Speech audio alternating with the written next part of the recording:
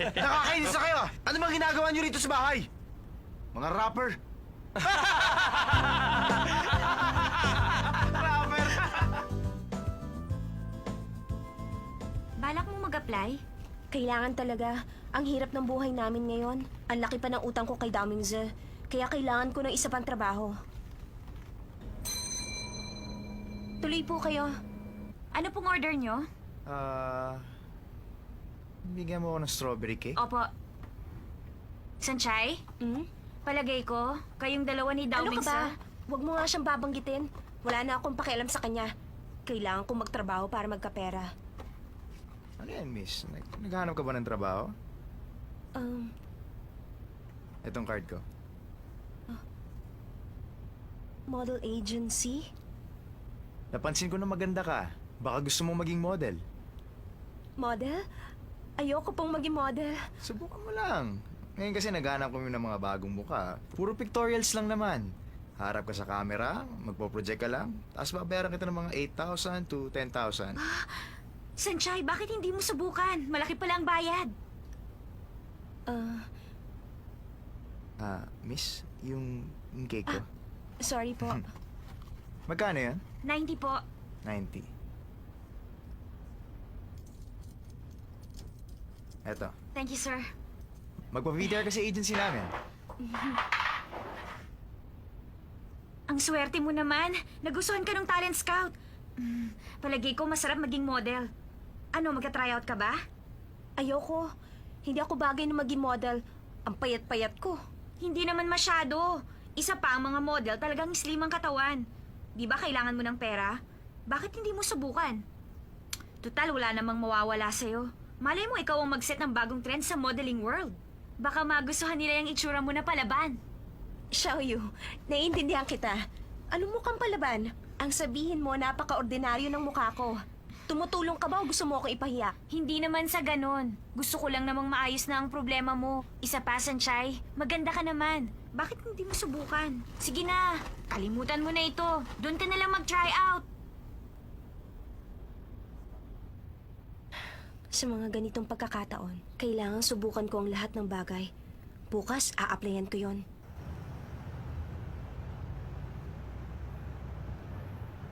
Tinago mo ba yung calling card? Puntahan mo na yun bukas. Nilagay ko sa wallet ko yung card. Hindi ba nakakaya kung pupunta ako doon para magpa-VTR? Bakit naman? Susubukan mo lang naman, hindi ba? Anong masama doon? Punta ka! Babaeng nakaitim. Ikaw, Ako po? huhulaan ko ang mangyayari sa'yo ngayong taon. Huhulaan nyo? Medyo kakaiba kasi ang mukha mo. Kaya napansin kita kaagad. Talaga po? Mahirap lang kayo, hindi ba? Tama po kayo. Paano niyo nalaman? Talaga bang mukha na akong mahirap? Hindi naman, hindi ko alam. Naghihikaos ngayon ang pamilya mo. At bukod dyan,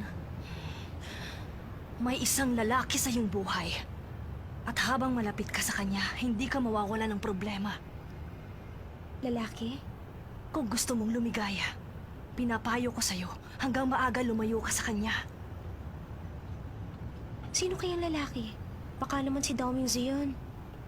Kung gusto mo talaga ng nobyo, nababasa ko sa'yo na may makikilala kang lalaki na mas bata sa'yo.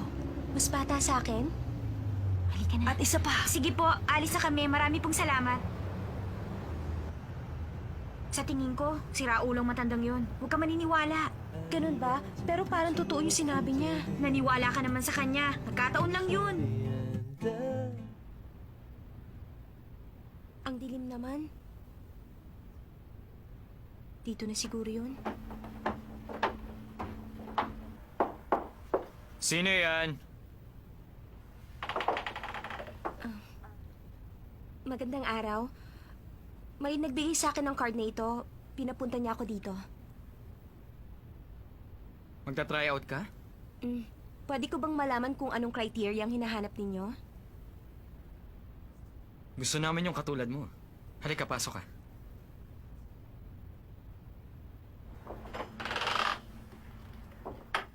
Okay, smile. Sige, one more. Okay, ngiti ulit. Yung natural lang ngiti. Yan, ganyan. Okay.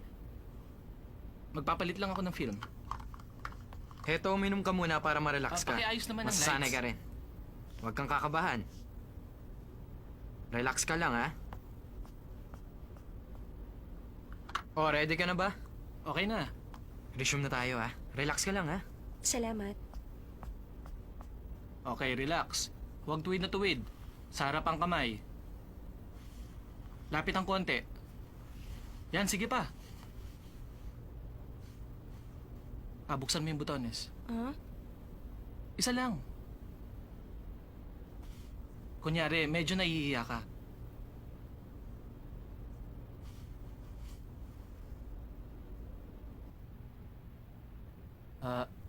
Buksan mo yung isa pa. Isa pang butones? Di ba college ka na? Dapat sanay ka na sa mga ganyang bagay. Anong sanay? Bakit hindi ka ba sanay magtanggal ng blouse? Anong connection yun sa pictorial? Bakit hindi mo ba alam? Kumukuha kami ng model para sa porno magazine. Pasensya na, nagkamali ako na napuntahan. Teka nga, ano bang problema? Nandito ka na rin lang, ituloy na natin. Gusto ko ang itsura mo. Para kang estudyante na wala pang karanasan. Alam mo, pwede kitang pasikatin, pero kailangan mong magubad. Hindi ako maghuhubad. Ayoko ng ganitong klaseng trabaho. Ang arte mo. Kailangan mo ng pera kaya nandito ka. Sige na nga, kung ayaw mong magubad sa camera, kukunan na lang kita ng may kumot. Bitiwan mo nga ako! Sinabi ng ayoko maghubad eh! Bitiwan! Hubaran mo! Bitiwan niyo ako! Ano ba? Huwag kang maarte! Sinabi ng ayoko! Ganyan talaga sa umpisa. Masasanay din yan. Tulungan niyo ako! Ano ba? Pumayag ka na. Ang arte mo, ah. Kasi! Saklala! Baka yan yung delivery boy. Patahimikin niyo yan. Tao po. Papasok Sandali na lang. ako. Magkano ba? 600 lang.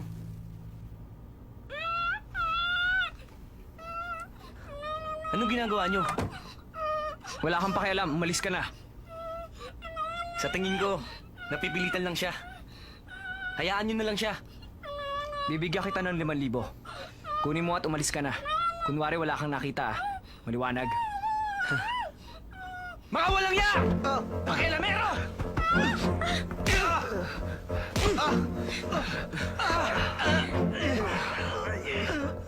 Huwag mo na kunin yan! Bilisan mo na!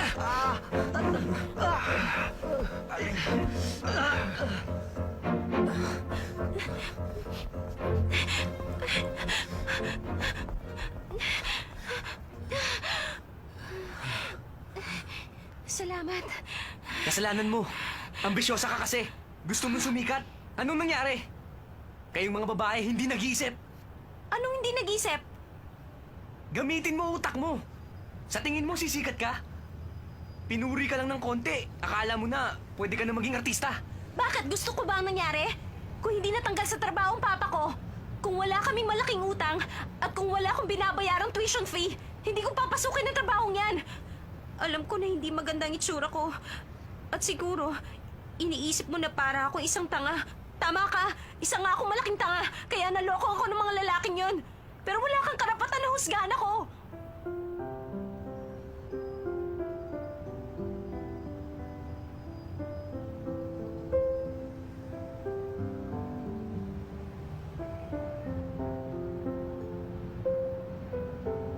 Salamat.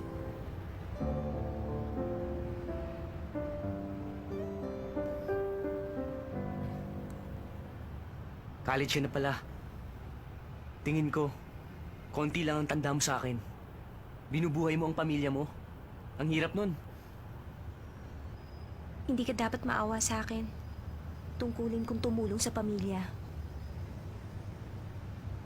Teka, mabuti pa. Ipapasok ko to sa pinagtatrabahoan ko kahit part-time. 80 per hour ang bayad, pwede na yun. Huwag kang magduda sa akin. Hindi ako katulad ng ibang tao dyan. Hindi ako manloloko. Nagpapasalamat ako sa'yo. Salamat saan? Teka, isasama na kita ngayon. Naroon ng boss ko ngayon. Kaibigan ko siya. Ibig mo sabihin ngayon, ha? Oo. Tayo na. Sige.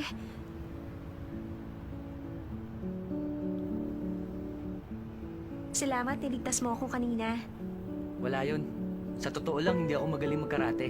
Siguro kung may isa pa silang kasama, lagot na ako.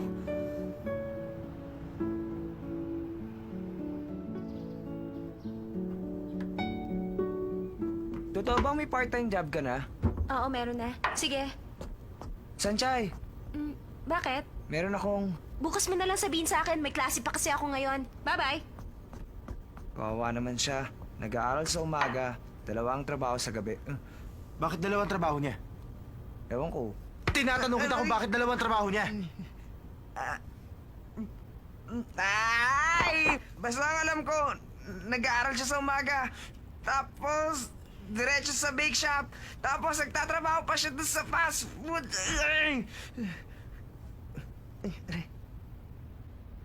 Bakit ka ba nagagalit?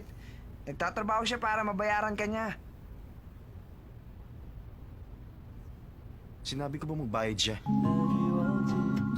Hindi mo siya pinababayad?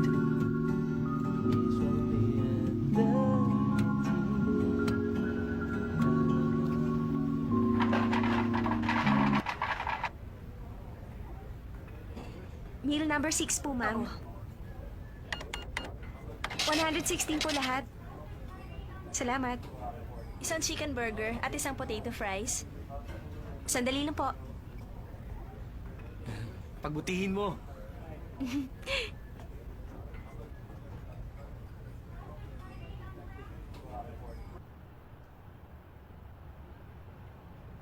Madali lang naman ang trabaho, hindi ba? Nakakapagod nga lang. Tama ka, nakakapagod nga.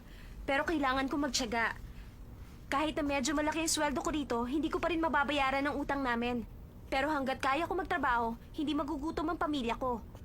Sulit na rin ang pagod ko. Tama ka. Laging may pag-asa. Nung una, ayokong isama ka rito. Dahil baka hindi mo makaya ang trabahong ito.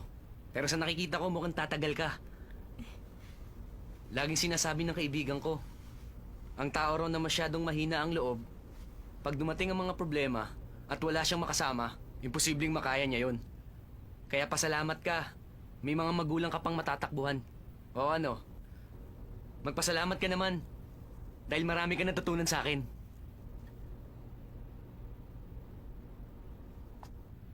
Malaking utang na loob ko sa'yo. Niligtas mo ako at binigyan mo pa ako ng trabaho. Pero yung mga sinabi mo kanina, matagal ko nang alam yun. At para makabawi ako sa'yo, ililibre kita ng ice cream. Talaga?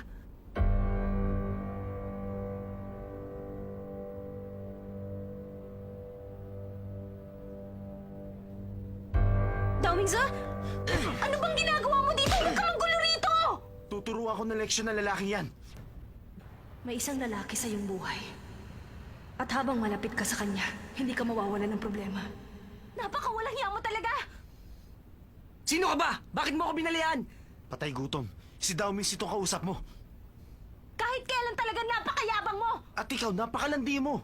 Wala kang pakialam kundi magbilang ng lalaki. Bakit akala mo ba napakaganda mo? Anong sabi mo? Para kang prostitute. Umalis ka na. Napakabilis mo mahusga ng iyong kapwa. Hindi mo ba naiintindihan? Na magkaibigan lang kami? Talagang napakadumi ng isip mo. Akala mo ba lahat ng tao pwede mong insultuhin? Napakasakit mo magsalita. Sanchay. Ayoko na makita ka! Lumayo ka na sa akin! Sanchay? Sanchay!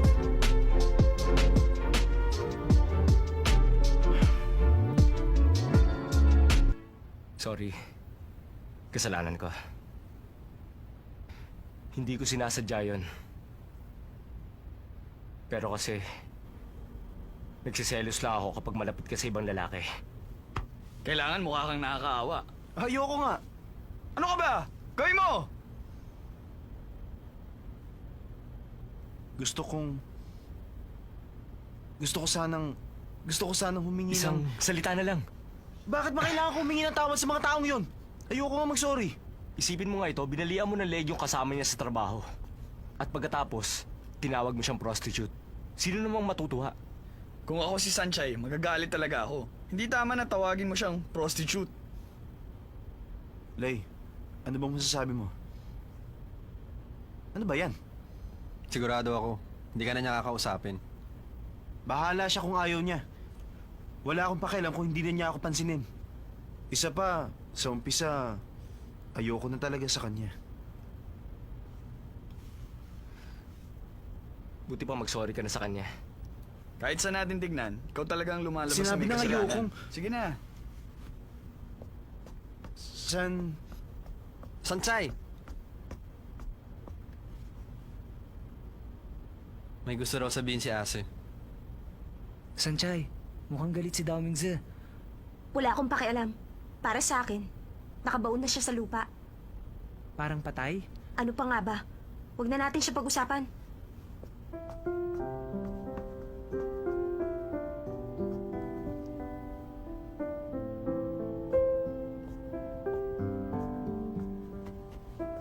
Kita mo na.